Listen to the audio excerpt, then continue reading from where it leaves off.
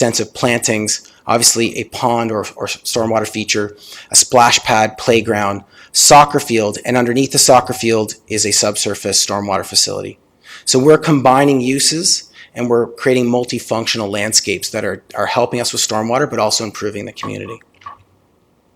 In terms of watercourse and erosion restoration, as part of the master plan, we walked all of the city's watercourses and did a detailed evaluation.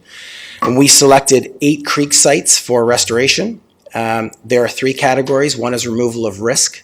In this case, here's an example of the one site at Laurel Creek that is a removal of risk from the watercourse. There are 2 local works identified. Here's one example of a failing culvert, and this is on Fourwell Creek. And then we have 5 full channel restorations that are recommended. An example being on the right and the sanitary manhole within Cedar Creek that requires some attention. The last component is urban flood management, stormwater infrastructure. For the master plan, we built and expanded the existing city model. 2 model resolutions, all pipes 300 millimeters and larger in the city core, and then a trunk model 600 millimeters outside the core. And we looked at 5 scenarios for this model. We looked at, of course, what is the existing conditions. We looked at intensification per the official plan, LID volume control or low impact development. These are some of those bioswales and source controls we looked at. Climate change with and without the LID volume control. And we also did a water quality assessment as part of the master plan. There are many figures and maps in that report, but just to give you a sense, here is one of the maps that looks at the future conditions. And what it does is it gives you a condition of the pipe, whether it is surcharged or at capacity, green being good, red being we have an issue where the water is now above the top of the pipe. And so it gives a sense of where we are in terms of the performance of that infrastructure in various scenarios. And that model can now be moved forward as part of future programs with the city. Can you just say what you mean by surcharged? Sure. At capacity, pipe is full. Surcharge means that it is moving up the manhole. So it is above the top of the pipe, still potentially flowing. We could have water at the surface, and this is what leads to urban flooding in the roadway. So this is in a sense, now this model is not calibrated as of yet. It will be in future initiative for the city to calibrate this model. But it does give us a very good sense of how the system is performing now and relative to those other scenarios. As I said, moving forward, some of the recommendations will be to monitor that network and then calibrate that model and then expand that model in the other areas outside the core to include all pipes. And this is a pretty standard practice that is now moving through most municipalities, is building those models to fully understand the network. In terms of next steps, obviously, after this council meeting and pending approval, we'll be filing the EA for 30-day review. It'll be posted on the city website as well as at various locations. And then following that approval and that 30-day review, we will be developing an implementation plan, and that'll be under separate cover. And this will allocate and direct policies as well as future works. So on that implementation plan, we will prioritize each of those programs and projects within the city, and this will be based on the areas of the most need. So where the sub-watersheds have the highest priority, we will be recommending funding allocations, developing policy to allow for the implementation to occur. In addition, we will be looking at market best approaches to increase participation in the swim credit policy, strategic alignments regarding stormwater and the preferred approaches, and then staffing and resource requirements as well moving forward. And last but not least, the financial. We have costed all of these preferred alternatives. Here you see the overall cost for the identified solutions for each program. As I said, these have not been prioritized or allocated, but this is the full cost of the master plan for the identified projects in the recommended approach. And with that, I will take questions. Thank you, Chris. Questions for presenters? If not, well, I have one. Okay, go ahead. Okay, I'll go with mine first. With respect to the last slide, just gone, the costing, so the $9 million, how does that fit into our utility-based model? How far does our utility-based model go towards funding that $9 million? So through you, Mayor Jaworski, the plan right now is to take what funding we currently have and fit this program into that. So we're not looking at currently asking for a higher level of funding. We're going to just take what we have and fit it in that way. Okay, thank you. Councillor Bodley next. through you, Mayor Jaworski. I'm just, maybe this is the wrong time to ask this, and maybe the implementation time is the more appropriate time, but I'm going to ask it anyways.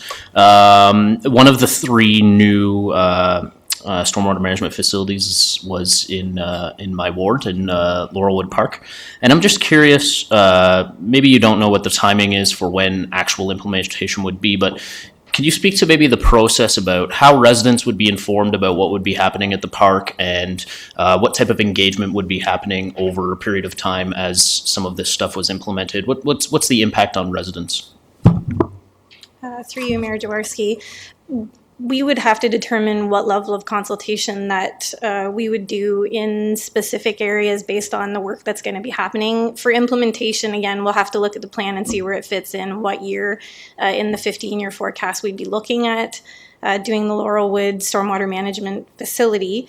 But likely we would notify residents. We could even have an additional public meeting. As we said, this master plan covers off Schedule B EAs, so we can proceed to detailed design, but during that detailed design process, we will be touching in with the residents and getting feedback and coming up with the plan. Appreciate that, and yeah, I would certainly advocate for, under the discussions that we've had around IAP2, making sure that we're involving residents in the elements of the park that may be open to further discussion. I think that would be really valuable. Second question that I had was, one of the things that was referenced a couple of times was with respect to low impact development. Gosh, not working today. Low impact development where possible. I wonder if you could maybe speak to the where possible part. Why is it only possible in certain areas, and maybe if you could elaborate on that, that'd be great. Certainly. As part of the master plan, there is a policy document or a technical document that was developed through the source protection policy. So there are. We want to encourage infiltration. We want to encourage low-impact development. The primary mechanism for low-impact development is infiltration. We have suitable soils in the vast portion of the city and even the region. We can also use reuse, so rainwater harvesting, we can use evapotranspiration, even some filtration are all valuable mechanisms, but the primary function is infiltration. So we are limited in certain areas of the city because of the source protection policies. So we want to limit the impacts of identified risks to those wells, and a lot of those risks include chlorides. So we have a policy document that's set out that the region worked with us to develop.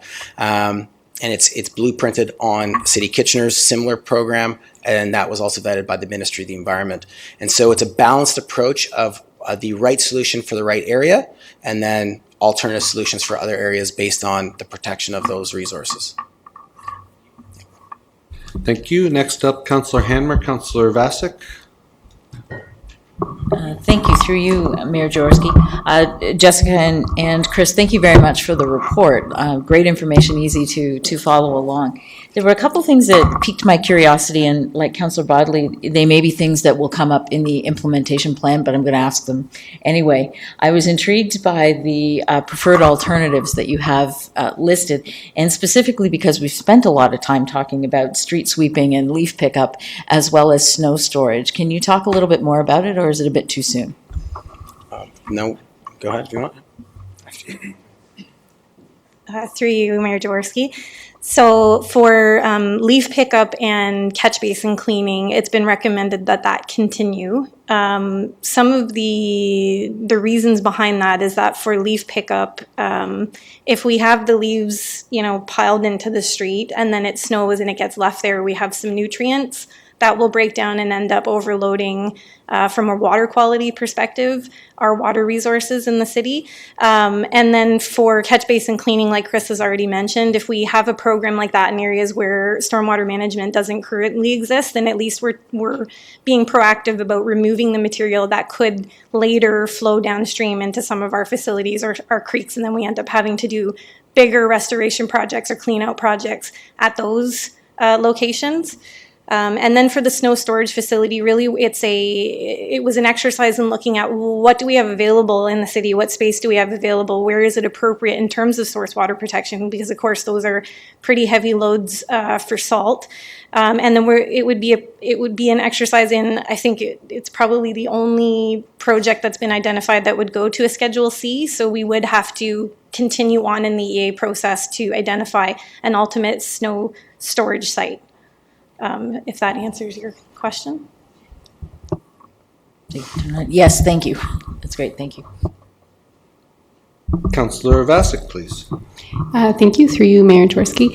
Thanks, Jessica, for, my question is still around the market-based strategies for private property. We've done a lot of back and forth today, and you have confirmed that all of the services we provide as a municipality for stormwater are publicly provided, and we don't have any private service delivery of our stormwater. But I'm still not quite wrapping my head around what market-based strategies for private property means exactly, and I just want to be sure I fully understand that even before you get started on the implementation plan on the 30-day period, because I think there might be some concern that, oh, why would the market be providing something that is a public good, which is water, even though it says private property here. So I'm just hoping you can flesh that out a little bit more so I feel more comfortable with voting on this. Through you, Mr. Mayor. The market-based strategies has been developed over the last 10 to 15 years as an approach. How do we get private property to help with the stormwater problem? And so we have seen, giving you the full context, jurisdictions where when originally built, there's a house and a lawn and a driveway. As they live in the house or the property, we increase. There's a shed and a pool, and the driveway gets expanded, and this exacerbates our stormwater problem. And so, what the market-based strategy does is it looks at where people get their information, where they get their services, and then you work with those service providers. So, if you're repaving your driveway, the intent would be that that person providing that service would give you an alternative option. So, it's not just asphalt or concrete; it's asphalt, concrete, and maybe permeable pavement, or permeable concrete, or permeable asphalt. And what we found is through our demographic profile of Waterloo, which was specific for the master plan, and our research with the business community, is that they would be interested in those services if it was offered to them. So if their service provider said, I could offer you this green alternative, they may choose that, particularly if it's the same price. And a lot of times they are very similar in cost. And so it's not so much that people don't want to do the right thing. It's a question of getting that service in front of them. And so how does the city then facilitate that service being offered? And this can be done through various ways. And we have an existing policy in the city through the credit policy and the utility to offer these services. And so it's a combination of meeting with those people, providing those incentives to the service providers, meeting with the businesses. It can also be, some of it is market-based approaches. Again, so marketing, education, we need to do a little bit more to get people to realize that there is an alternative. So a rain barrel has been a very successful program throughout Ontario. That is the first step, and we need to go 2 or 3 steps up. And we now have rain garden pilots and permeable pavements being installed in municipalities across Ontario. Green roofs on residential properties are now becoming more popular.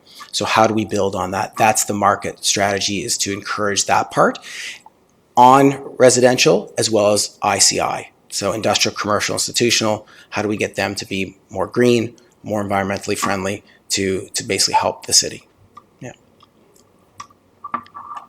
Thank you, very helpful, both of you. I've just been percolating on this all day, so my follow-up questions have been, brewing.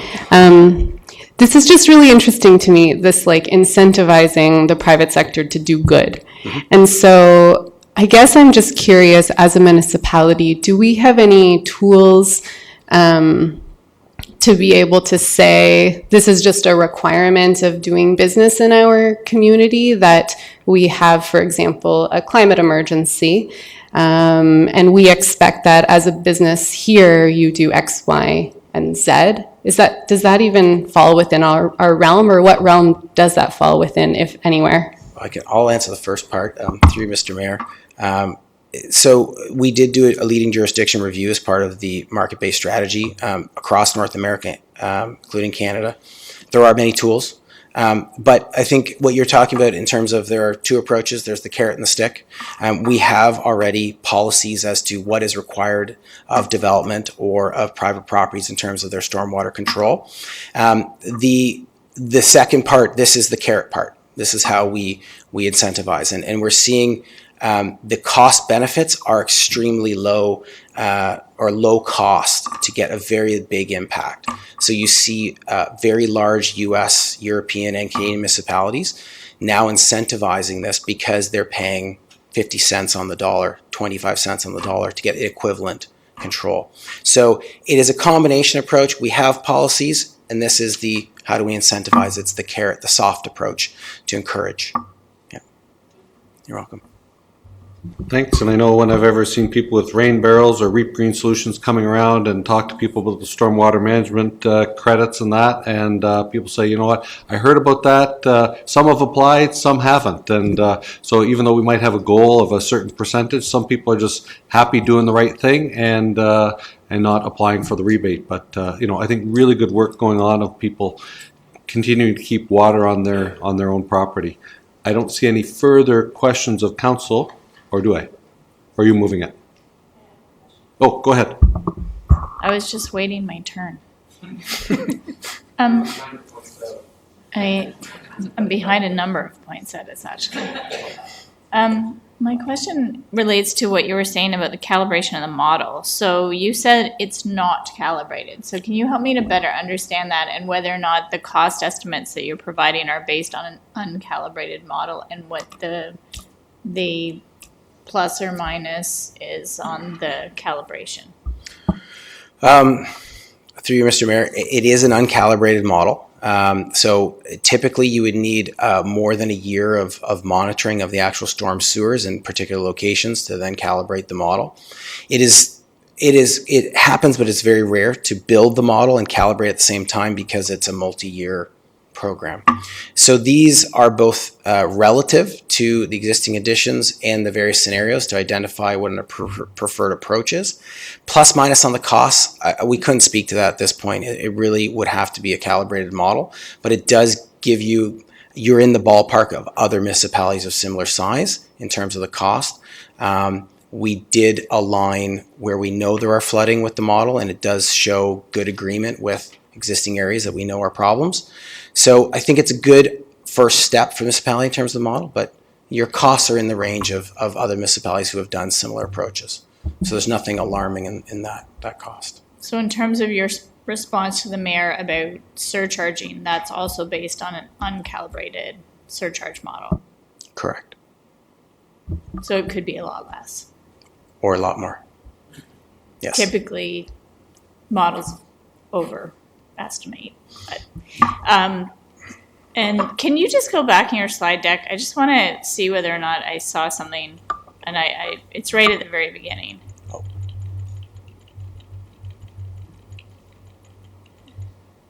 Maybe.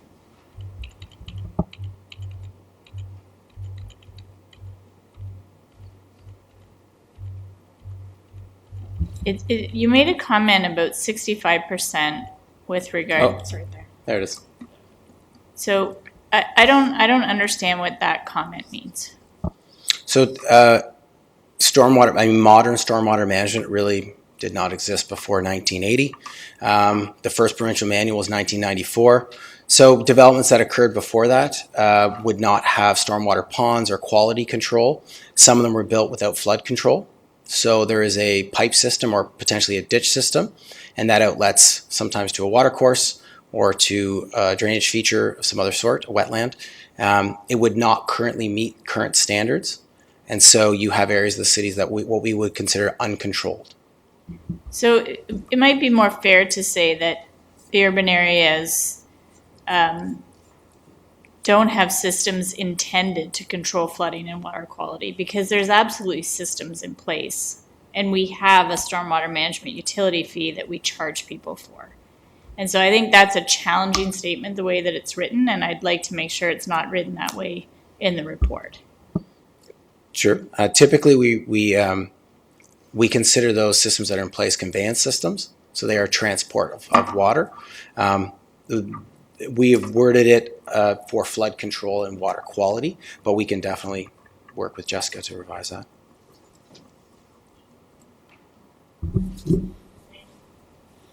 See no further questions. We have a report here to approve.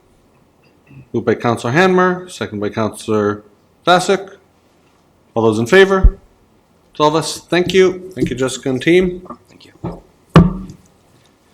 Next up, second of 5 items under staff reports. Proposed demolition of the residential dwellings 199, 203, 205 Albert Street. A report prepared by Dominic Simpson.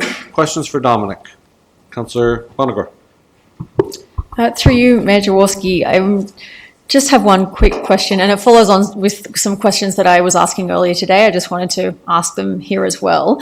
I just am hoping staff can kind of clarify or confirm that by taking this action, we would not be prematurely removing housing stock. Is that correct? Through you, Mayor Jaworski, yeah, that's correct. We wouldn't be removing housing stock. The buildings that are proposed for demolition will be vacant by the time they're demolished, and in replace of these homes will be a multi-unit building totaling over 100 units, or bedrooms rather. So. And the timing is lined up in such a way that by giving this permission now, it's not going to be kind of elongating the time clock for that. Is that correct? Through you, Mayor Jaworski, to my knowledge, the applicant wants to start construction as soon as possible, so we can expect this building to be constructed within probably 2 years. Okay, any further questions of Dominic? Councillor Hanmer. Thank you. Dominic, on page 40 of our package, which I'm not sure what it is in your report, so I will just describe it. You're talking about the circular argument of the approvals that need to be granted. Have we ever been in this situation before, and what's been the outcome? I get it that we need to unblock the roadblock here, but I'm just curious what's happened in the past. Through you, Mayor Jaworski, if I could direct this to senior staff. In my experience, I haven't seen this circular nature before, but... Has anybody been around since last century? Oh, Cam, go ahead. Thank you, Mayor Jaworski. Through Mayor Jaworski to Councillor Hanmer, following up on Dom's answer. To my knowledge, I've not seen this circular argument before. I've seen the widening requirement, but not where the structure is actually within the proposed widening. So it's an unusual situation for certain. Thank you. Thank you very much, Mr. Rath, for your wisdom in all these decisions. Any further questions on this? I don't see any. Moved by Councillor Bonagor, seconded by Councillor Bodley. All those in favor? That's all of us. Thank you. Thanks, Dominic. Thanks, Cam. Item C, Joint Services 2019 Update, prepared by Adam Lauder. Welcome, Adam. Great report. Thank you. Let's see if anybody has any questions for Adam on this report that it should be standard reading for everyone in the community. Councillor Freeman. Through Mayor Jaworski, I just wanted to get a better understanding of how we are sharing this information with the broader citizenry through our communications channels, because I think there's some really important information about the work that we do together as municipalities, and I just wondered if you could help me better understand that. Certainly, through you, Mayor Jaworski, to Councillor Freeman. We do put the material on our website. I think in this particular instance, we can also post it to social media, so share it through our social media networks, because I think there is a long-standing practice, quite a long program that it's a good story to tell. So I think that's a good suggestion. So I guess one of the things I'm thinking about is we're coming into the budget season, and a lot of the efficiencies that we work on as a city, we work on together with other municipalities. And so when we start talking about how it is that we do more with less, I think that the joint services conversation fits into that. And so some of the infographics that we're doing around the budget, it could be really interesting to start to capture some of this data to show that, that value added that we do because of the relationships we're forging with others. So to either Adam or to Tony, was there any plans beyond this report at this time to accentuate this information in the community? And has any thoughts been given to that? And if not, that's fine. I just was more interested of how we might be able to do that. Certainly, we all as councillors can put it out there. Go ahead. Mayor Jaworski, we can certainly touch base with our colleagues in the City of Kitchener to see if there's a desire to do more. We have traditionally put out news releases, and we haven't found an appetite by the media to pick that up, but we could look at trying to do something different. Okay, thank you. No, even just having the conversation with Kitchener as our primary joint service provider, that would be good. But I think it's also to each and every councillor can use this to put it out there. The report will be certainly the webpage was a great update of that. I think a handful of years ago that give lots of information on this and the work we're doing with the City of Cambridge and Kitchener on inclusionary zoning, which helps the affordable housing file, which everybody's keen on knowing about. So thank you. Any further questions of Adam? If not, go ahead, Councillor Bodley. Through you, Mayor Jaworski. I'm curious if maybe you can speak to how some of the whether we are beholden to the results of these initiatives. If we are doing something that the City of Kitchener, if the City of Kitchener is doing something, are we required to do that same thing, or is the outcome of these initiatives intended for us to, I guess, jointly study something and come to our own conclusions? And I specifically am looking at the speed limit review, where we are jointly looking at 40 kilometers an hour, but I know myself and others around the table have talked about potentially looking at 30 kilometers an hour as well. Great question through you, Mayor Jaworski. That particular example, again, very good question. So through the Transportation Master Plan, that will come back to this particular council for this council to weigh in for the City of Waterloo. So in a lot of cases, I'd hazard to say almost all of them, inclusionary zoning would be another example where there would be work that would be brought forward to this council for council to weigh in on what is appropriate for Waterloo. So while there's a joint study and some efficiencies seen through that and common thinking, ultimately it does come to you as decision makers to determine what's right for the City of Waterloo. Seeing no further questions, would somebody like to receive this as information? Councillor Freeman, Councillor Bodley, all those in favor? So let's thank you very much, Adam and team, for working on this and preparing that great report. Next up, development charges. So it's development charge bylaw approval, a report prepared by Michael Puglisi. Any questions of, do you have a presentation? Just a quick intro, like 30 seconds. Okay, go ahead. So good evening, Mayor, Council, members of the public. A formal public meeting was held on November 18th for the development charges bylaw update as required by the Act. The final proposed bylaw is now before Council for approval tonight. And if approved, new rates will take effect on December 31st, 2019. As recommended in the staff report, we ask that Council confirm that no further public meetings are required prior to the adoption of the proposed development charge bylaw, and that Council approve the proposed bylaw as outlined in Appendix A of the staff report.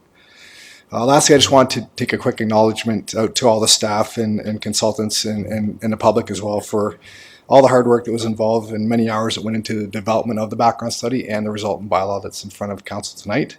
It's been a very busy year, and we've had a lot of legislative changes that have thrown curveballs into the mix. So I just want to thank everyone involved in the process.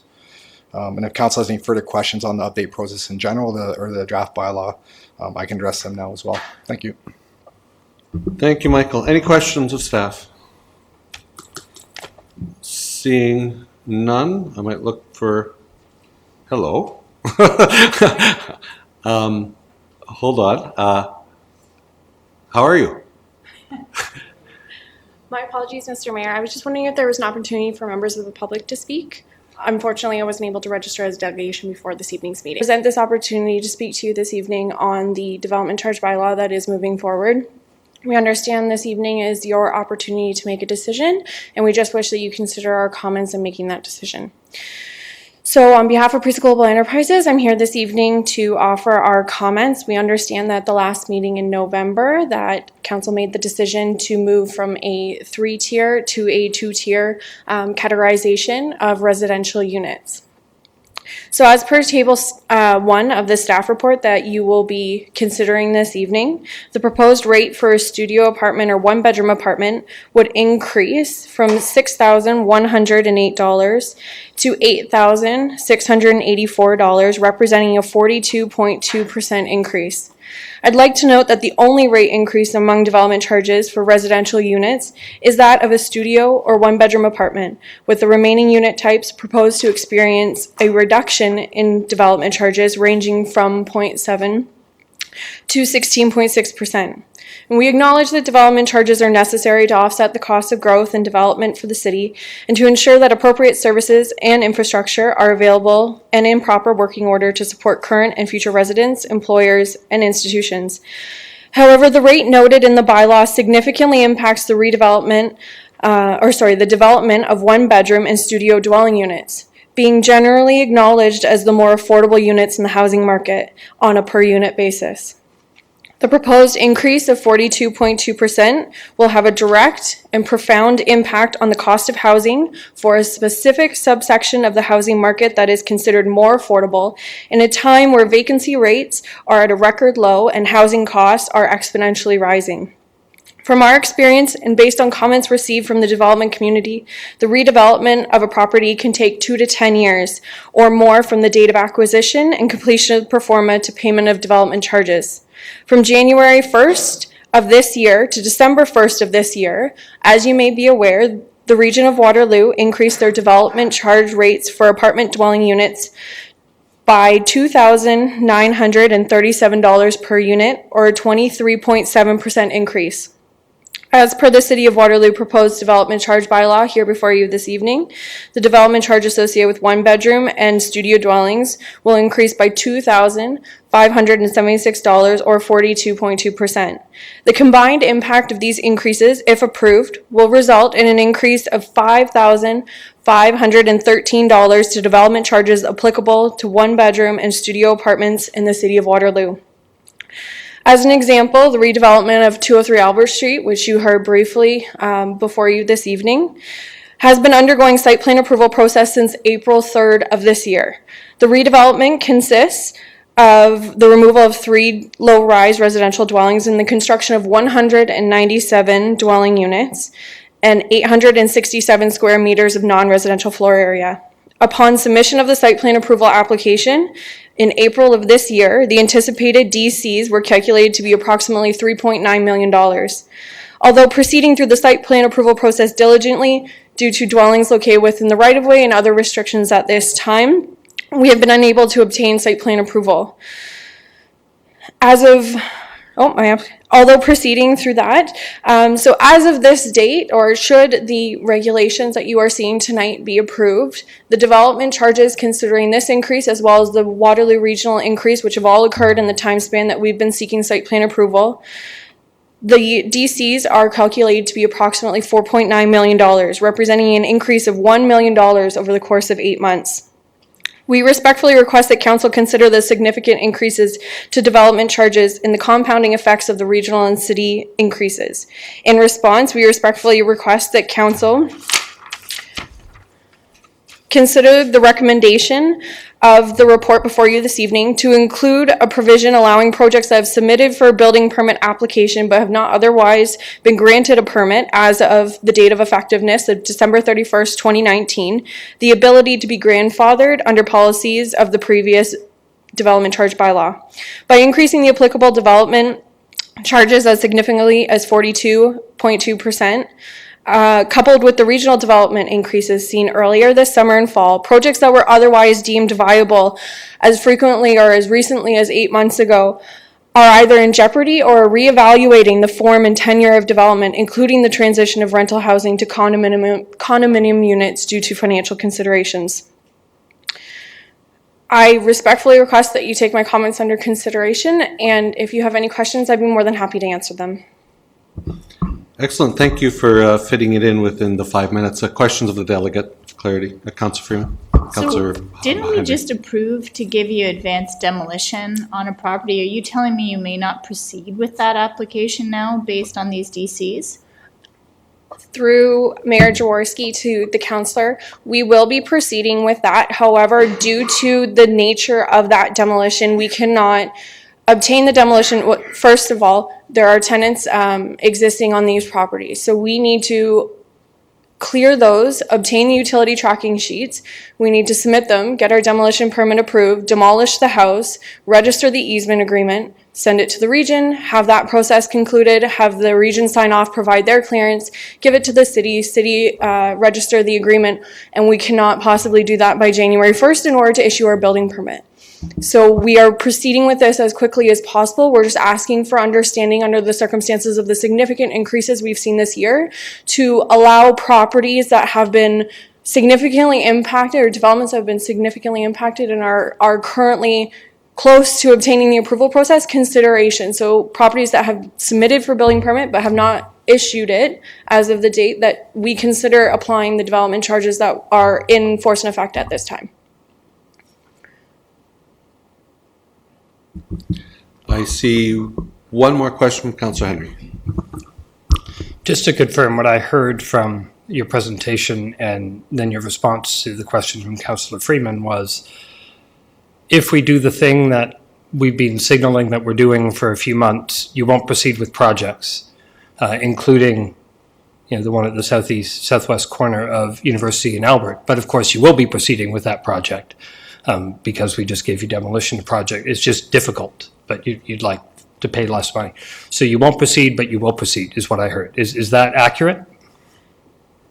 Through Mayor Jaworski to the councillor, to confirm, what I highlighted was that the significant increase of 25%, or in the scale of a development such as this, of $1 million in 8 months, that was one specific project that we have been speaking about this evening. However, that is actually amplified throughout projects that are facing this throughout the city. And I wanted to clarify that this significant increase that we're seeing specifically in this year is putting properties and projects in jeopardy.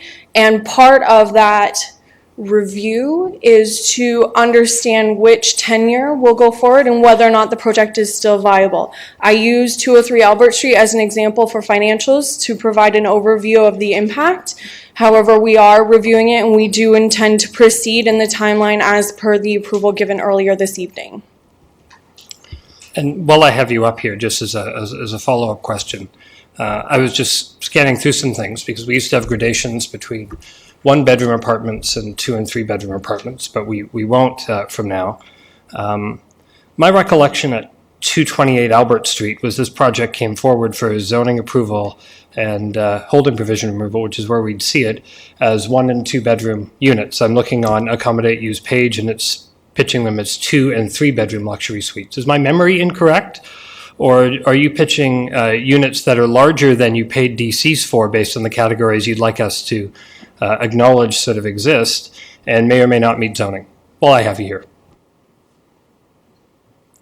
Through you, Mayor Jaworski, I am unfamiliar with the current status of that building.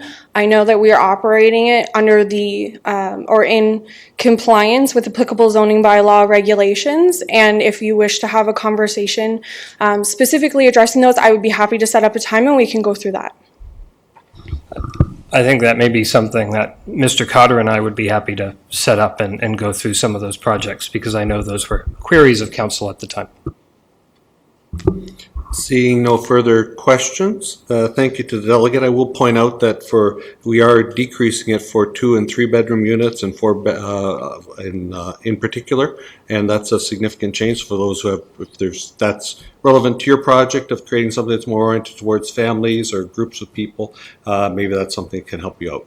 Thank you. Thank you. Further, back to questions of staff. Councillor Veith. Through you, Mayor Jaworski, thank you. Are there is this the only project that would be caught in this issue? Through Mayor Jaworski to Councillor Veith, There would be other projects for certain. There always are that go through whenever we're going through a fee increase, whether it's development charge or building permit, that we do give advance notice, and we make it very clear that to be eligible, you need to submit the permit within the time frame of when we have to, under the Ontario Building Code, respond with either a refusal letter or issue a permit. So we consistently give that message in advance. Any further questions of staff? Councillor Vasek. Thanks, through you, Mayor Jaworski. I was just curious, we know that there's been a long process of engagement here. I was just curious if everyone who has permit applications in was contacted during this process, or how they might have found out about this. It's new information that's kind of coming at the 9th hour, and I'm kind of feeling like we didn't really have an opportunity to really think about it. And I'm trying to keep in mind, like, we need to have a better housing supply to deal with families, and we need money to pay for growth, and we don't want that to fall on the tax base, and then you're requesting something at 8 o'clock, but there's been this long consultation process. But I just want to make sure that there would have been opportunity to do this kind of earlier on, so that I at least feel like people have been consulted. Through you, Mayor Jaworski, to Councillor Vasek, we've followed all the notice requirements stipulated under Development Charges Act. We've always had a good working relationship with our development community, and we've had our working group established since the summertime. We've had representatives from the Home Builders Association to disseminate that information. We've engaged with them, local planning firms. They've all been aware of the DC bylaw update since earlier in the year. Now, draft rates came about maybe in October, and then it was at the November formal public meeting when the information was presented to have options for different apartment rate structures. So there's been a lot of lead time per se for the public and the development community to submit information, as some others have submitted formal information at the formal public meeting, as you're aware, submitted to council. So that's all we can offer, is just the notice requirements through our normal process. We can't go to each community member, each developer specifically. We've had notices in the newspaper and things like that. So hopefully we've reached all those that are impacted. Okay, thank you. I saw Mr. Rapp. Were you going to say something? I wasn't sure if you were reaching for the microphone. Certainly, to Mayor Jaworski, just to confirm the vacancy rates within the city of Waterloo. For 2018, according to CMHC, it's 3.1%, which is the highest in the last 5 years. Back to you, Councillor Vasek. I think did you have more questions? I didn't see. Oh, no, I was just going to say thank you, and for meeting all of the legislative requirements and sounding like you even went a bit beyond. Thank you.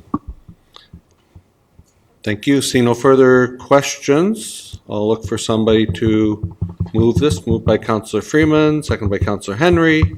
All those in favor? Thank you, and thank you to the team for the new DC bylaw. Well, the moment some people have been waiting for.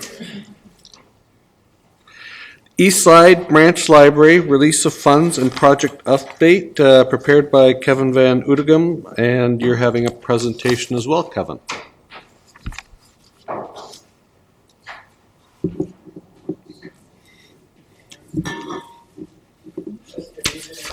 Everyone, good evening.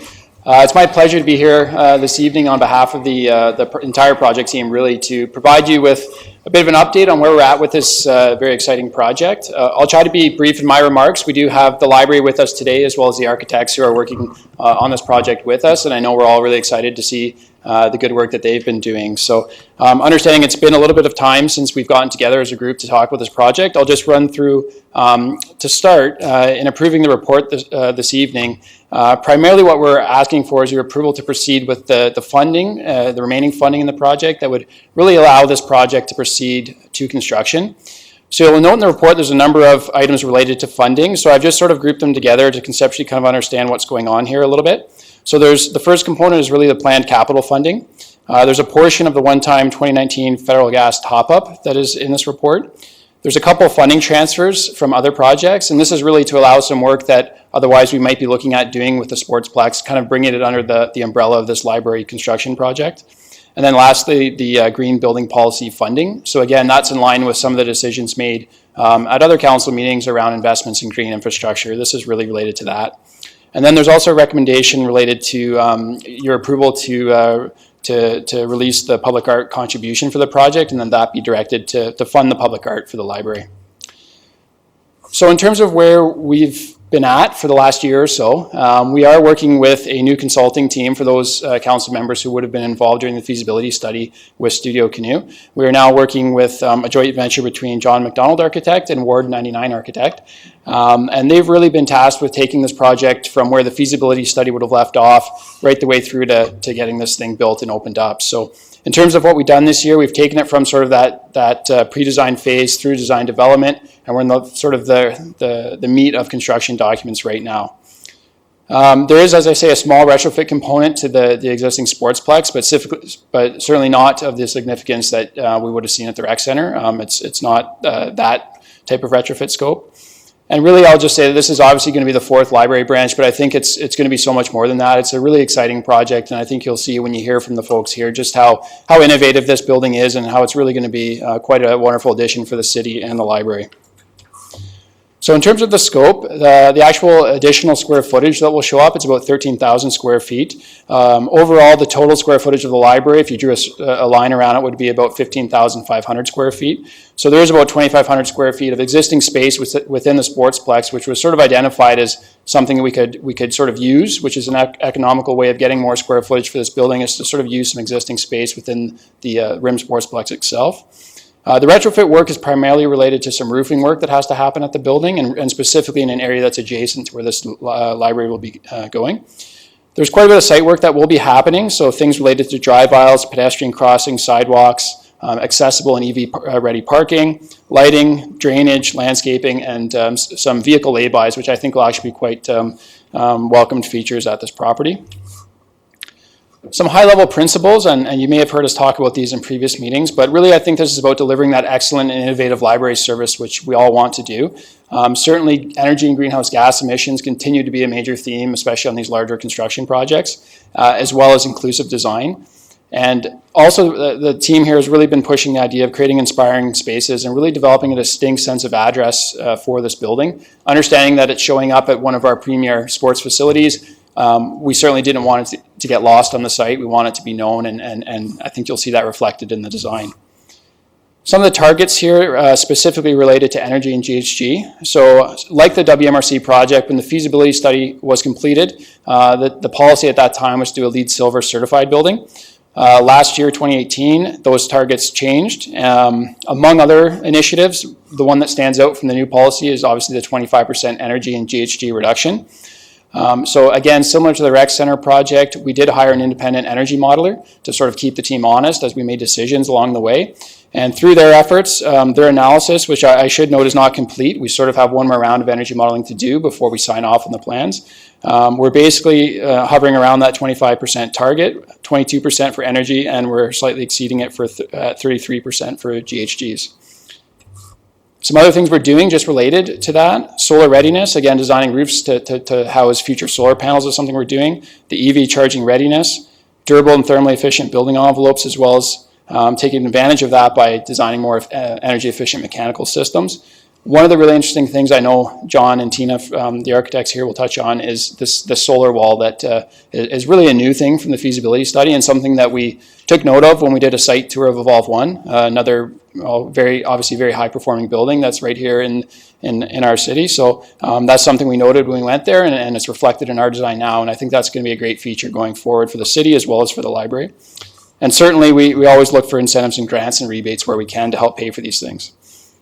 In terms of inclusiveness and accessibility, so one of the changes I think from the feasibility study is we've actually added 5 of these new single occupant washrooms. So in the rec center, we refer to them as the inclusive washrooms. So really they're non-gendered. It's essentially a single, much like you have at your home, that single washroom that you enter with a toilet and a sink.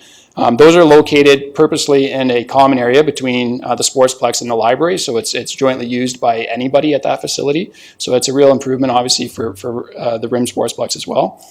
There's construction of a new universal washroom, again, strategically located in that common space. And then there will be one dedicated washroom within the library proper, which is a barrier-free washroom specifically for their use.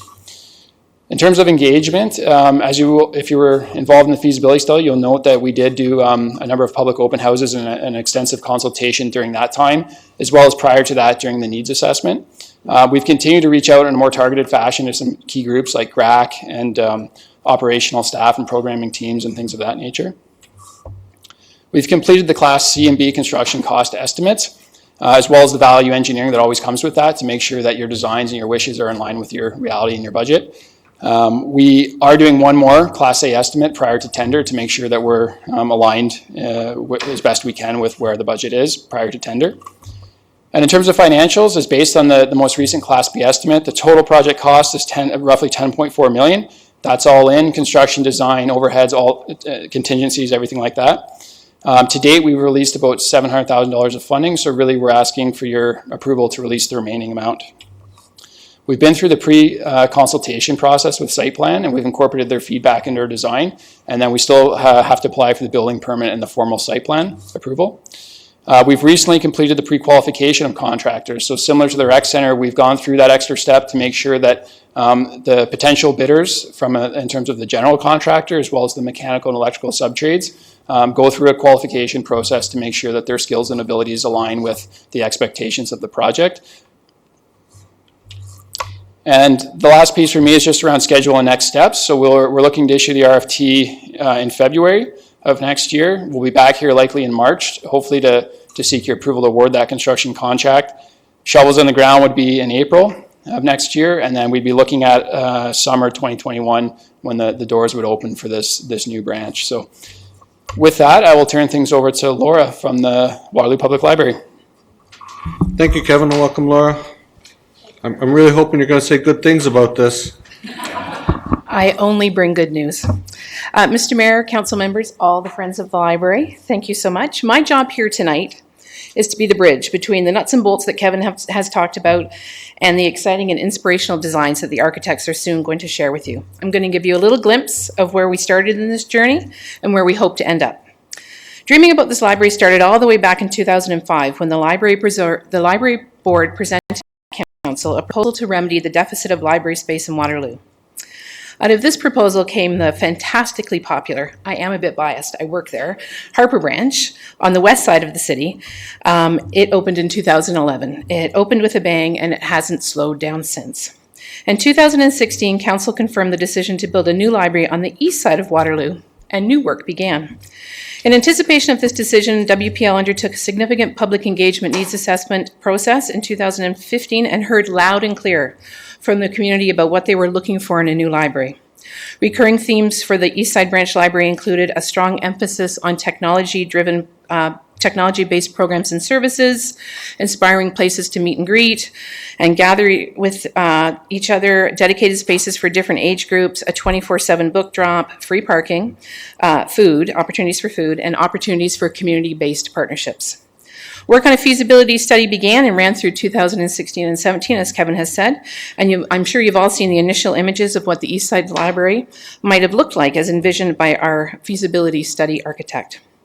Near the end of the feasibility time period, we again engaged in public engagement and conducted 2 information sessions, as Kevin has mentioned, and again we heard loud and clear what the public liked about the proposed new library, lots and lots, and what they would like to see changed. Some of these items were some feedback about the location of the book drop, which we relocated based on the feedback. We had some questions about accessibility, i.e. would a universal washroom be added to the facility that would be close to the library, and we have heard that it will be. And there was also lots of conversation through public engagement about the need for the space to be flexible. They wanted public wanted all of the users to be able to use the space however they needed at their point of need. And when you see the designs that will be presented tonight, you will see that we embraced this idea wholeheartedly. When turning the stream of an East Side Branch Library into reality, we really focused on the goal of providing innovative library service in an inspiring space. As a team, we talked about this a lot, trying to figure out exactly what that meant to each of us and how we could deliver this goal. One of the truly innovative features is our proposed forest school. The new library will share space with some of the best natural surroundings in Waterloo, including access to an extensive network of trails. Our vision is to integrate this asset into our building, our programming, and the experience our families will have when they visit us at the Eastside Branch Library. The Forest School idea responds to the belief that the environment is a teacher for young children. In planning for an outdoor programming space at this new library, we are opening ourselves to new learning and experiential moments for all of our customers. We imagine that this space will be a flexible, unstructured classroom that will maintain as many elements of a natural outdoor space as possible. Grass, sun exposure, opportunities for gardening, water play, interaction with insects, animals, and the elements. This may serve as a space in which we program for groups during the duration of a program, risky play, messy play, outdoor story time, gardening. Or it may serve as a gathering space from which we will move out onto the adjacent trails. Or it can be a place where customers can sit in the shade and read. The possibilities are truly endless. We all know that libraries today are places for learning and discovery, forums for debate, galleries for exhibitions and events, and spaces for work and pleasure. Children come to play video games or complete homework assignments together. Adults come to hear lectures or attend craft workshops and book clubs. Libraries have become the de facto providers of basic digital literacy training. Want to know how to use that iPad you got for Christmas? The library will help. Want to know what the Twitter is? The library will help. Want to know how to send an email or recover one that you didn't mean to send? Again, the library will help. Don't have a computer? The library does. Besides offering new technologies and services, libraries offer people a welcoming, safe space to gather without the pressure to spend money. We know that if we build an inspiring space and provide innovative services, we will encourage people to dwell in our space and to view it as a natural third space, not work, not home, but a place where they can read, learn, create, and play together. In an age where communication technologies create both efficiency as well as isolation, such spaces assume a renewed social importance. These are the goals that we set. And what you will see next is the evolution from the original feasibility study to the reality of what we are going to build for the community on the east side of Waterloo. I'll bring up our architects. Thank you, Laura. Welcome, Tina and John.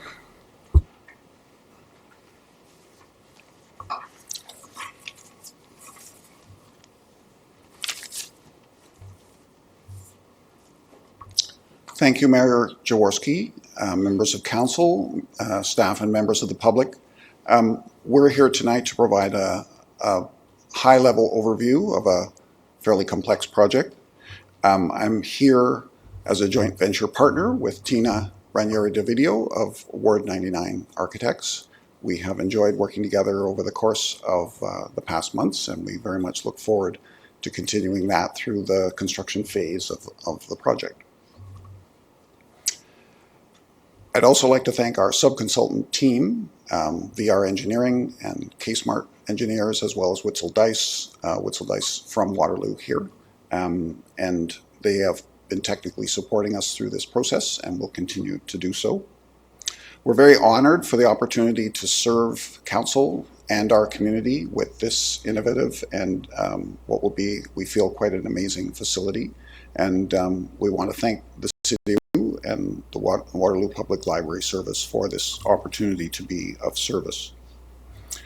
The basic premise, working from the feasibility study of the facility, is that as an addition at the southeast corner of the Rim Park Sportsplex building, it would take advantage of some opportunities to share, not only within the building and without. We'll look at that very briefly. I'm just going to move to a site plan. So this is a partial view of the Rim Park property, focusing in on the southeast corner of the Sportsplex. The opportunity to work with two existing entrances to the Sportsplex and to share those entrances into the circulation system means that the patrons of the Sportsplex and of the library will be able to interact, that all of the activities in this quite large and wonderful municipal institution will be able to be further enhanced through the addition of the library. So specifically, we began And the feasibility study began by working with those entrances and the present interactions and patterns of circulation on the site so that we can enhance those as best possible.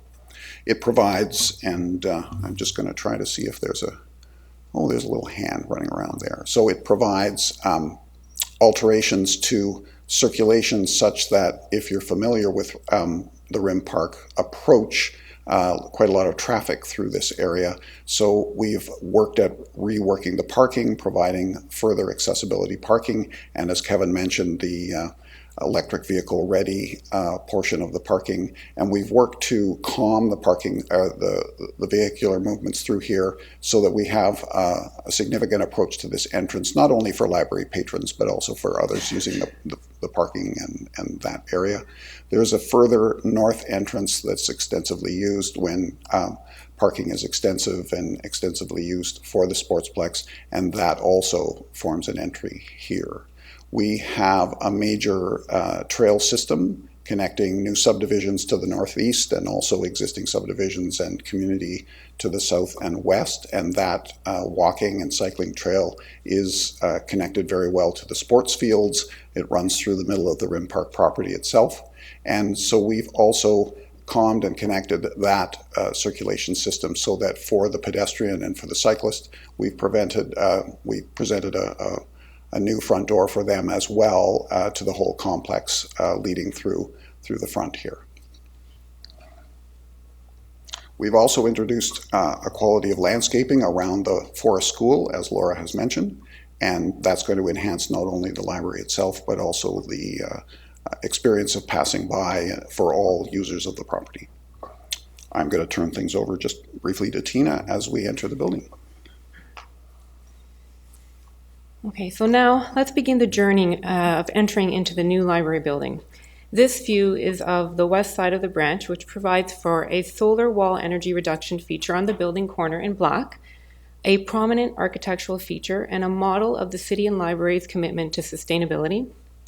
Adjacent to the solar wall is the building's new main entrance, an accessible and identifiable main entry, with glazing to allow views in and out of the building, a dramatic roof overhang distinguished by composite wood panels and whose projection and continuous LED lights serve to draw patrons and visitors into the building. This is the main ground floor plan of the library building. So let's orientate ourselves and we'll review quickly the most important spaces on the floor plan. We'll start with the solar wall, which is this corner here. Directly adjacent to it is that main entrance that you saw in the previous view. This large rectangular space is the main entry corridor, and it really provides various functions. It allows for access to RIM in this area here. It allows access to public washrooms on the north end here. It provides access to the universal washroom that Laura mentioned here. It also allows for a view to a dramatic curved decorative wall as you enter into the building, and it will draw you into the library space. The large purple block here are the staff work areas, which also include a shipping and sorting room. And this orange space here is that rear entry that John mentioned that also allows for that 24-hour book return. The large cream space that you see here is the main open library space and encompasses two main zones. It allows for it provides for a large collection area, which is the quiet zone of the library, which is the northern bar of the library. And it also encompasses an innovative and interactive southern zone, which is the collaboratory. Key innovation spaces that define this collaboratory and are open to the collaboratory space and the collection space include an innovative creative space called the Cave and a large program room here on the west side of the collaboratory, which is also an extension to that collaboratory space. To the north is an open gaming digital area, which is also open to the collection space. And adjacent to it is the new barrier-free family washroom.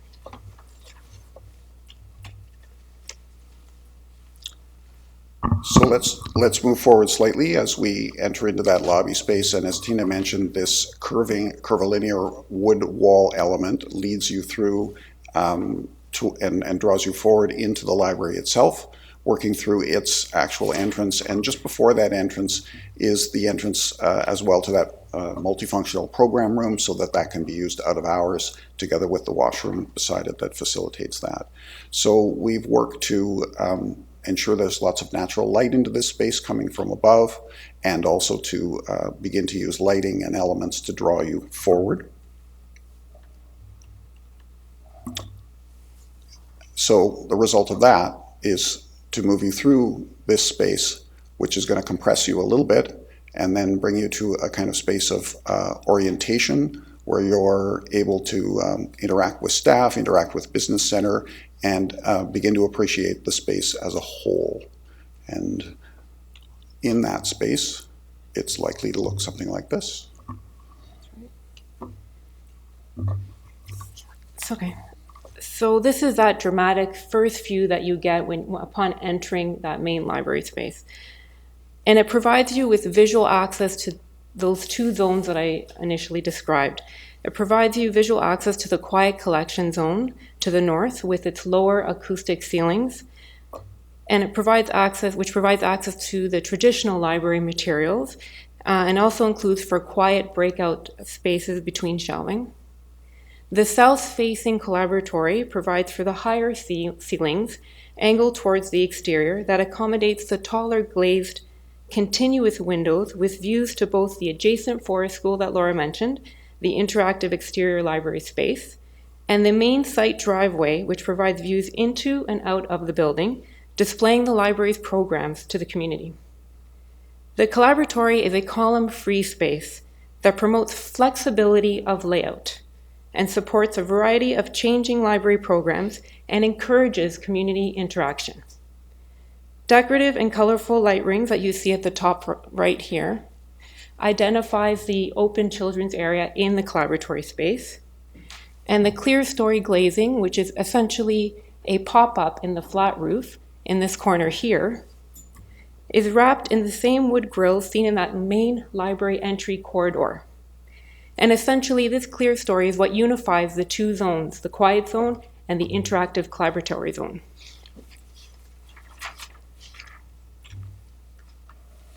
So from that space, as Tina mentioned, as one moves forward to enjoy and use the library, there are essentially two lobes, let's call them, in the plan. And you are moving past an area of the behind-the-scenes staff interaction that allows for support to your activities as a patron. And as you move forward past a gaming area and other areas that Tina will further mention upon, you're moving into that collections area. So this is actually a view from down in this corner here, looking back across the stack area. And the intent here is to take a portion of the space that is most separate from the collaboratory and create spaces where people can bring their own devices, work as they do at the Harper Library branch, and enjoy one another's quiet company. Study rooms and quiet areas are the order of the day. We have about a 10-foot ceiling through here, and a kind of careful attention over the course of our further design as we develop it in the contract documents to up lighting as well as down lighting so that we're getting appropriate light levels.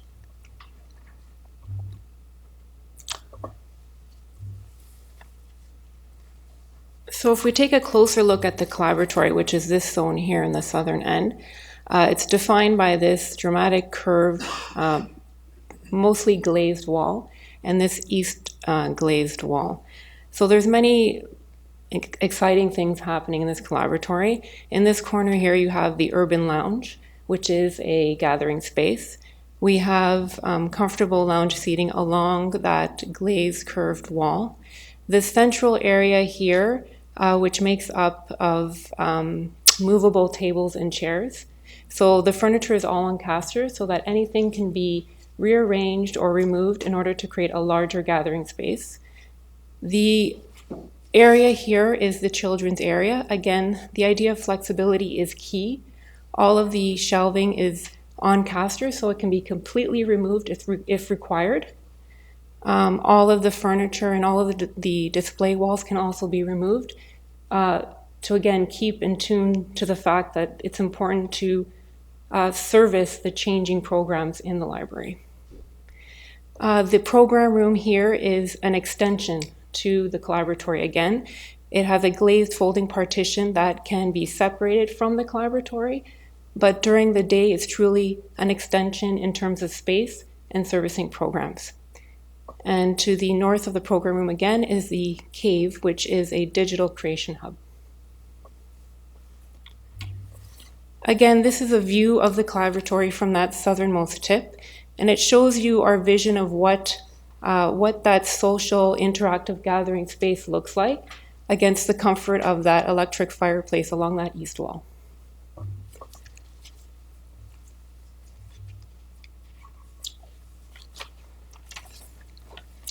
So some of the key features of this design include a minimization, if at all possible, of masonry so that the carbon intensive footprint of masonry is assuaged as much as possible, and also to take into account the relative timing for construction and a quick erection, so that we want to ensure that we're able to enclose this building entirely prior to the snows flying in next December.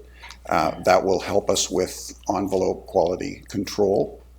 But where we do use masonry, we have within our specification a specific block type that we use that involves a carbon capture technology that's been developed here locally in Waterloo region. It's a steel frame building for ease of erection, and it's a non-combustible building because it really is, in fire code and building code terms, simply an extension of the larger 300,000 square foot building. The systems that we're employing, we've touched briefly on the solar wall, which is selective in its use throughout the seasons of the ability of the sun to heat that dark wall, draw air through it so that it is preheated in colder weather. And that preheated air is then introduced into the dedicated outdoor air system as a ventilation for the building. We are employing a dedicated outdoor air system that splits the heating and cooling job from the ventilation job, from the air that we breathe job. And what this does is it dramatically reduces the amount of fan power that is involved in moving air around. It reduces the amount of air that we need to introduce into the building. All of these measures work with one another to form an integrated whole. We have high efficiency condensing boilers that are involved in the perimeter heat system, triple glazing to the south wall so that we're dealing with that solar gain, and the particular benefits of large-scale insulation both throughout the roof space and to the walls itself. And finally, the other materials that we are looking at are obviously in compliance with the LEED Silver edicts associated with where we're procuring, how we're procuring, and the kind of footprint that each of those materials has. There are some overarching requirements, however, that the best of materials, if it's not going to stand up to the level of robust use that we certainly hope and envisage for the facility, are a poor investment indeed. So we need to temper what we're doing with the quality and the durability of those products and the construction itself.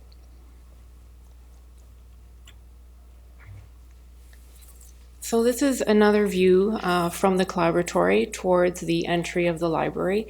And we thought it was an important view because it really shows all of those game-changing, innovative spaces that the library is incorporating and that is important to the future of libraries. You have the gaming room, which is in this northern corner here. You have the cave, which is here, and you have views into the cave through this glazed screen. You have the program room here, which when the glazed folding partition is open is an extension of this flexible program room. And the idea is that, which is an important one, is that the library patrons come to the library. They want to visit these children's spaces. They want to visit the quiet zones. They want to visit the interactive zones. But what they leave as are innovators, creators, digital artists after having participated in these programs.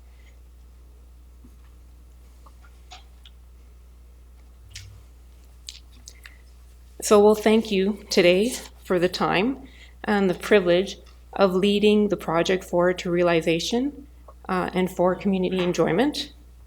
And the team is here to answer any questions.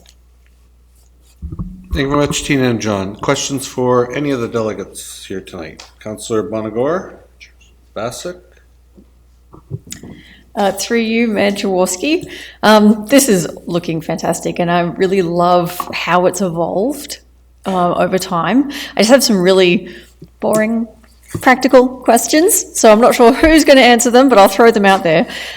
First of all, I can imagine a lot of families loving this space. Where would strollers be parked? Through you, Mayor Jaworski, that stroller parking is something I learned about as a new person to libraries, and certainly I can appreciate it as a parent. And it's something we did look at during the feasibility study, and Tina, as an expert in library design, is well aware of that and probably better able to answer that question than me. So, but it is something we have considered. So we did look extensively as to where stroller parking was going to go, and we looked at different ways of managing them. Nobody likes to look at those big, huge strollers, unfortunately. So we did look at perhaps putting in some screens to hide them behind. But at the end of the day, because the focus for this library is really about creating that flexible layout, that open space, to put in these screens or to dedicate a space within that collaboratory would have been extremely difficult and would have gone against what the library is really trying to achieve, which is to create that space that could, service any program. And to do that, you need to provide that for that open, flexible layout. So most likely, we're still looking at the plan, but the strollers may be located perhaps close to the program room area so that they're away from that large collaboratory space.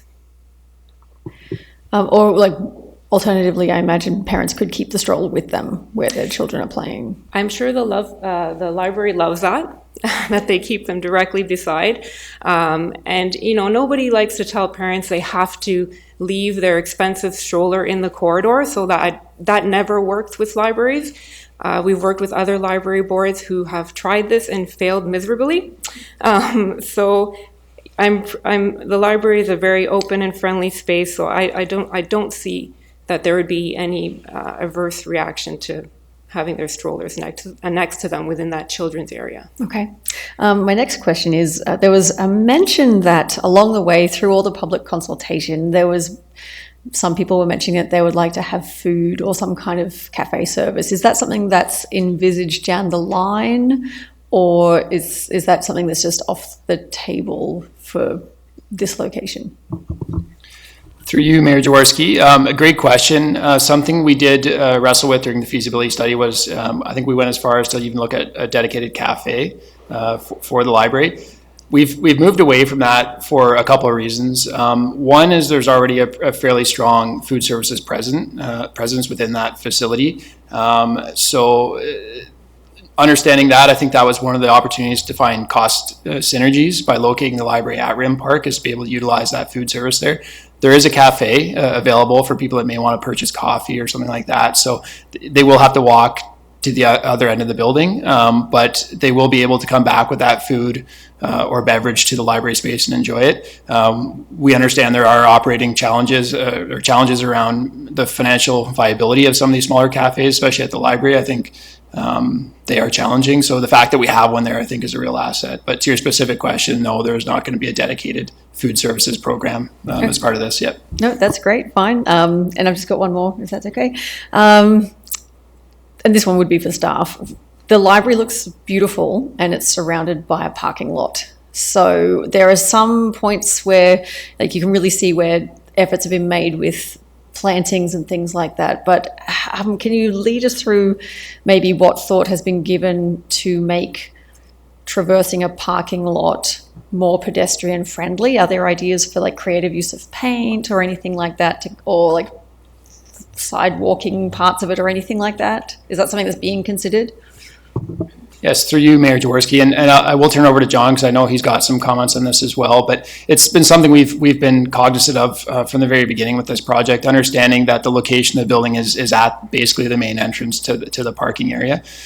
So there have been some traffic calming measures put in place, and we continue to engage with active transportation on potentially adding some more. I think one of the opportunities for us going forward is it's a challenge, but also an opportunity that we have an extensive parking lot at this facility that needs to be rehabilitated. So part of the thinking and how we've laid this out with some of the new drive aisles and things of that nature is really forward thinking in the sense that when we have the opportunity to spend significant dollars to rework that parking lot, we can sort of take it that next step. But the challenge that we faced with this is that it's a limited bucket of funding in terms of the site work when you spread that across a building as large as this. So we've sort of been targeted in our approach, and perhaps John can kind of maybe elaborate on some of those a little bit more. Certainly, Kevin, through you, Mayor Jaworski, to the councillor. Although the bottom right portion of this illustration isn't colored in some ways, we think of the library as a bridge because we have extensive greenery throughout the sports fields, and we have the opportunity, as Kevin has laid out, where there is an overall master plan for investing in the quality of the experience of that pedestrian trail and cyclist trail. The library's forest school landscaping, the crossing of what's becoming, I think, a more increasing piece of traffic because we do now have a new subdivision up, sort of to the east. So there are now apparently people who are kind of convinced that they might be able to get quicker to work by coming through Rim Park, which we love visitors, but let's have them on certain terms. So it's really a bridgehead where there's the opportunity to enhance this kind of space and really see the greenery and the trails that come from the stormwater management and naturalized areas to the south to really enter into the Sportsplex facility itself as a kind of first move. And together with the pedestrian features and traffic calming in through this area, we're really, I think, making initial ties that can be built on as it moves forward. Okay, because that's kind of getting closer to what I was thinking of, really asking about, because the area directly around it looks, it's very thoughtful what's being put forward here. I think it's, as you said, it's starting a really good conversation with the environment, but I was more asking about, that existing southern parking lot, that existing northern parking lot, and how we could make it easier for people who have to only park at the bottom left of that picture, possibly, to get through the parking lot, to get to those gateway areas. So I'll just leave it there. I was just curious as to the discussion. I figured you had been discussing it, so I was curious about that discussion. Maybe the one other thing I might add that just sort of popped into mind was during the feasibility study, the location of the book drop was more towards the main entry of the facility. So I think that is one change and kind of was done purposely to move it towards the back of the facility to drive some of that traffic away from the main entrance where you're going to have pedestrians crossing there for safety reasons. So understanding people might be late and just wanting to kind of throw their book into get that away from the main entry was part of that decision. So again, I think it sets us up really well for the future. And that was, to me at least, is an important development from the feasibility study. Next up, Councillor Vasic, then Councillor Freeman. Thanks through you, Mayor Jaworski. This is a beautiful design. I'm wondering if you could take us back to the inside design, please. Sorry, no, like the actual plan. Yes, this. So I love how flexible and fluid and collaborative the whole vision is. And this is very particular and based on my experience working in community programs in any space I've had to be thrown into. And so the only space I feel here that does not totally match this sort of flexible and collaborative design as the storage area, and I know this might be a silly comment and you might have talked about it, so it's just for your consideration. But so say you're running a program there's kids everywhere, but you finally have them kind of under control, working on the activity that you're supposed to be working on, and then some other adult needs to get something from the storage room, and that just blows up your whole group. So, if you work in community centers that have been designed a particular way and you work around this, right? Like someone comes in, go ahead, get it. Everyone's kind about it. But just because there's flexibility here, I don't have a suggestion, just that the storage room is difficult to access if a program's running, and the two storage rooms aren't connected. So if you have to get something in one storage room, then you have to come out. It's just everything else is so fluid and thoughtful, but the storage room feels clunky. And I don't mean that as a criticism, more as a how do you make the programs run really smoothly and fluidly, just like the rest of the design. So I'll just mention one thing. So this is the main storage areas, which are obviously off of the program room, and those storage areas are mainly for the storage of nested tables and chairs. But we do have a makerspace wall with storage closets and cabinets, which houses all of the makerspace and technology equipment. So the intention is that if you have a program in this open space, you wouldn't have to lose sight of your group. You would go back to this makerspace wall, and that's where you would get your equipment and anything that you require that's in storage there. Okay, thank you. And I'm sure everyone at the library knows their needs better, so I just wanted to flag it in case people hadn't thought about it and it was something that would be useful. Thank you. Councillor Freeman. It's not really a question. I was We're going wrapping to up, move so the motion, but I'll pass till others get their questions. I think we're wrapping up. Go ahead. Okay. I'd like to move the motion. And there's just one thing that I would like to leave with you, Mayor Jaworski, for your consideration to take back to Regional Council. It's something that the team can't really do. But at the intersection of Grace Isle Road and University Avenue, there is the base for signal lights. And when the team undertook the consultation with the neighborhood, safe pedestrian crossing at that location was discussed a lot. And there is a pedestrian island that resides to connect the trail systems. But there's a lot of seniors that I think would like to access this facility. And I think Councillor Bonagor, in her comments about strollers, is an anticipation of strollers. And so, there's 2,400 homes that are literally across the street from this facility, and another almost, I don't know, I'm looking at Tim for Carriage Crossing, maybe another 1,000 homes on the north side. And really the ability for pedestrians to access this property is very, very high. So also when crossing the street to get to the Grand River Transit stop, for it's the 202, I'm looking at Jeff, I think it's the 202. To go southbound, it's on the other side of the road. And I just, I know that our staff and our team can't really deal with that, but, we're talking today about accessing this library and choosing to come by means other than cars. And when we look at the environmental footprint of this library, I think the architects have done an amazing job, and thank you for your presentation today. I really enjoyed seeing all the other renderings of the interior. It was great. But I think you've done a really great job in terms of encouraging people to explore this site, and you've looked at ways that you can make this build environmentally responsible. I love the solar wall, as you know.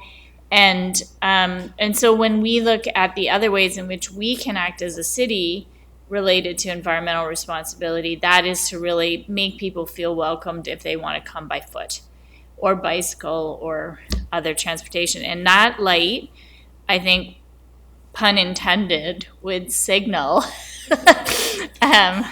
great support for that. So, and honestly, I don't want to get too deep into saying just how much this means to the east side, because I'll probably crack up, but it means a lot. and it's the whole east side. And I did tell Mr. Outed that, by the way. It didn't make it in the paper, but I did say there's 2 wards that are on the east side. Thank you. It was seconded by Councillor Henry. Anything to say on that, Councillor Henry, who seconded it? I'm not going to try to steal Councillor Freeman's thunder on the, on the key signature project that I know she's had a lot of blood, sweat, and tears, and will probably continue to have all of those on as it goes through construction. I want to add my thanks to staff and the consulting team. When things are a labor of love, they truly become your baby. Kevin, I know that means something more to you at the moment than it did a month before, which is great. Has you thinking about strollers and all sorts of new things. But I just wanted to commend the team for all of that work.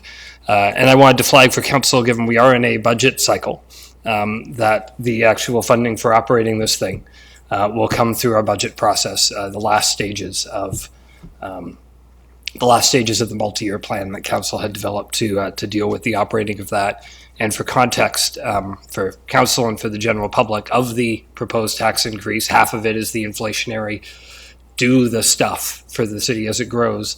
Of the remaining half of that is infrastructure, but half of what remains from all of that, so now we're down to an eighth, that's the library. And so in terms of the big picture of the budget, do the same stuff, infrastructure, and a lot of what's left is the library and getting that done. So just to frame that, as this isn't the only decision point on this, we'll have to action the operating budget part through the budget cycle. Thank you. And just final comments from me is that, I think when I first became mayor 5 years ago, I was incoming mayor and Karen Coviello was the incoming chair, and we were thinking about library as a special place on the east side, and councils long before me had already started saving for it. And we think, library is a special place, and we had a running joke that it needs to be specialer. And so tonight, I think we have that specialer place that we all wanted. I see it well represented by the board here, CEO Laurie Clark, the team here, including finance, who worked very hard for many, many years to figure out a funding model that could work at the council table. And the council, and even through Sunda and Councillor Henry with the green building plan that last year, everything's coming together here, active transportation, everything but those lights. So we'll have to work on those. I really think we're in a good point here. And if you think about it, a lot of libraries become sort of neighborhood hubs, but this one, because of the nature of Rim Park, and everybody coming there for hockey or soccer, basketball, volleyball, figure skating, all the different things that we have going on there, the rest of the family can go to the library. So I think it's going to be like the Harper Library. It's like the Harper Library except on steroids, and we'll have to figure out all the excitement that's going to happen in this new library. So I think with that, we should probably call the vote. All those in favor? Well, I've never seen the hands go up faster. Awesome. Excellent. Wonderful.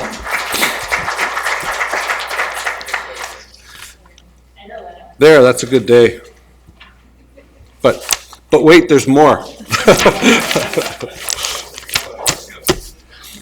But I don't think very long. So we do have a minor highway closing, Old Albert Street, adjacent Quiet Place and Waterloo LRT corridor. A report prepared by Chris Hodgson, who probably doesn't have a presentation. Do you have any comments, Chris? And you don't have to. No. Any questions? Moved by Councillor Freeman, seconded by the ward Councillor Veith. All those in favor of closing a little bit of road? That's all of us. Thank you. Thank you, Chris, for waiting around. Hope you enjoyed the night. Thank you, Susan.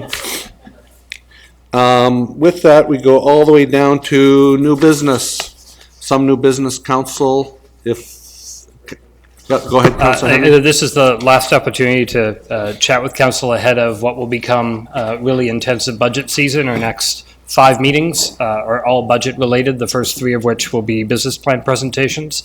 So just in terms of how you structure your reading over the holiday break, I know finance has done even more this year around really landmarking and road mapping all of this for you. But I wanted council to think about the totality of of budget requests and other items that are coming forward from each division, linking from their business plans, which has some clear links with the operating capital budget, but also all the other things that are coming out of those divisions that don't make the highlight reel of the business plan. That those presentations are the best opportunity to ask the technical experts and our business leads every question you've got about all of those, so that we can be as efficient and effective on budget day as possible. For anybody watching and trying to keep track, questions up front, decisions in the back is probably an easy way to structure that, so everybody can see that. And I say that because 4 years ago, the last time we did a 3-year budget, we were in here for 12 hours. If we're in here for 12 hours, we're in here for 12 hours. But the better we can structure our thinking and questions and work, the lower that number can be, and the better we can all feel about the time we spend together. Excellent. Thank you, Finance Chair Henry. On my point to Commissioner Dykstra, thank you for your help on the Special Olympics Ontario Games. Received this plaque courtesy of Police Chief Brian Larkin, and thanking both Laurier and City of Waterloo for their partnerships as becoming some of the initial sponsors of the Games, which will take place in May 2020. So thank you for that. We got good accolades at the recent badge ceremony at Lazaretus Hall. So thank you for that. Further new business? Seeing none. We still have to enact some bylaws, A, B, and C. Moved by Councillor Veith, second by Councillor Freeman. All those in favor of some bylaws? It's all of us. Motion to adjourn. Councillor Bodley, Councillor Henry, all those in favor, we're adjourned. And enjoy the next 4 weeks.